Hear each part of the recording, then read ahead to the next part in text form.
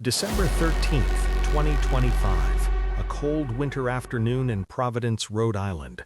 At precisely 4 p.m. Eastern Standard Time, the ordinary rhythm of campus life at Brown University, one of the United States' oldest Ivy League institutions, was about to be shattered.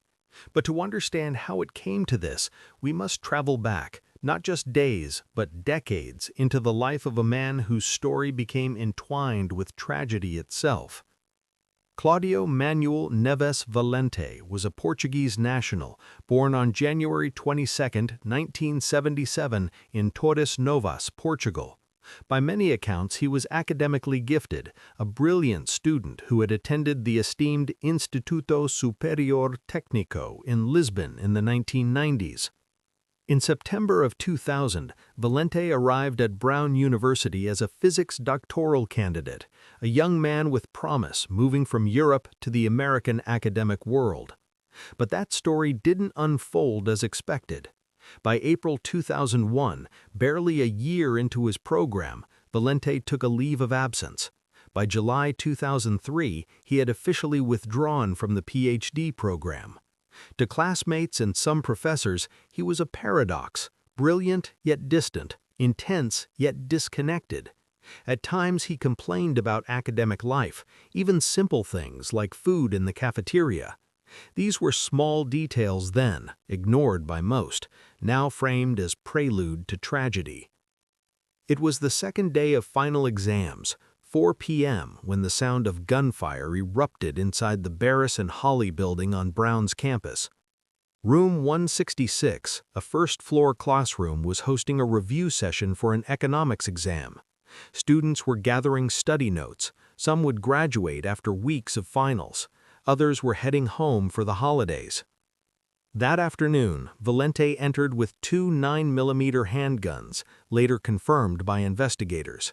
In a matter of seconds, the building turned from academic refuge into a scene of horror.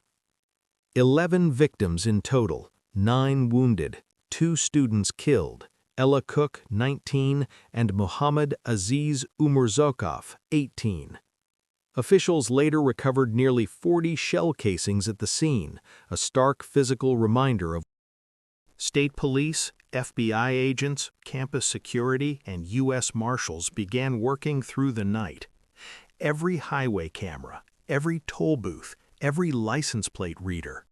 They knew one thing for certain: Valente had planned this. This wasn't a breakdown. This was an operation. By 7:15 a.m. the next morning, December 14th, authorities issued a statewide bolo. Claudio Manuel Neves Valente, 48 years old, considered armed and extremely dangerous.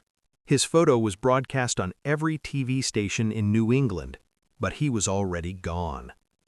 Investigators would soon learn that after fleeing Brown University at approximately 4:03 p.m., Valente walked calmly to his parked vehicle and drove north, not south, not west, north toward Massachusetts. At 2:11 p.m., Massachusetts State Police received a tip from a license plate reader in Brookline, Massachusetts, an upscale suburb just outside Boston. Valente's car had been detected.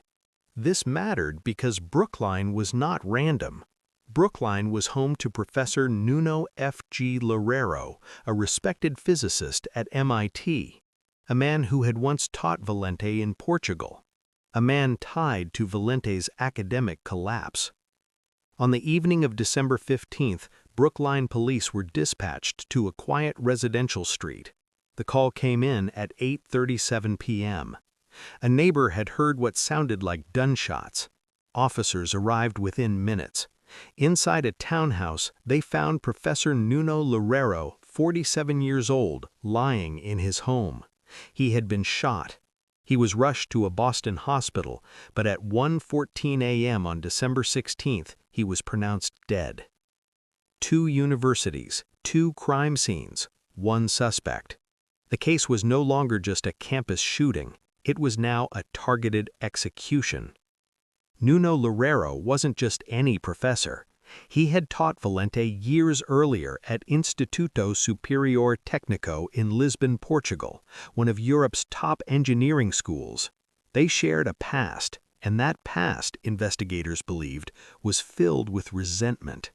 Emails, old academic records, and witness statements suggested Valente had blamed Loureiro and others for the failure of his academic career. Police say carried out the deadly Brown University shooting last month.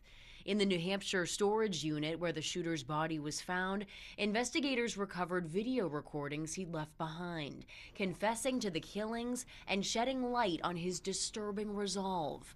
In Portuguese, he said it was 6 months, not 6 months, 6 semesters. To him, this wasn't murder, it was a correction. Valente spoke at length about professors, institutions, and what he believed were career injustices. He felt betrayed by academia, rejected, humiliated, discarded. Brown University, he said, represented the moment his life went wrong. MIT and Professor Loureiro represented the people who allowed it. To Valente, the shootings were not random violence, they were punishment. One of the most disturbing parts of the videos was what Valente did not explain. He never mentioned the 2 students who died, never spoke their names. To him, they were not victims, they were collateral. In the final recording, Valente spoke about his own death. He had already decided. He knew the manhunt was closing in, and he did not intend to be captured. When authorities released details of the videos, shockwaves spread across the U.S. This was no impulsive shooter. This was someone who had carried a grievance for 25 years, waiting for the moment to act. Parents feared for their children. Universities reviewed their security. Psychologists warned of the dangers of untreated obsession. The killer was gone, but his words remained. In Part 4, we will examine the victims, the lives that were stolen, and the haunting question left behind. Could this have been stopped?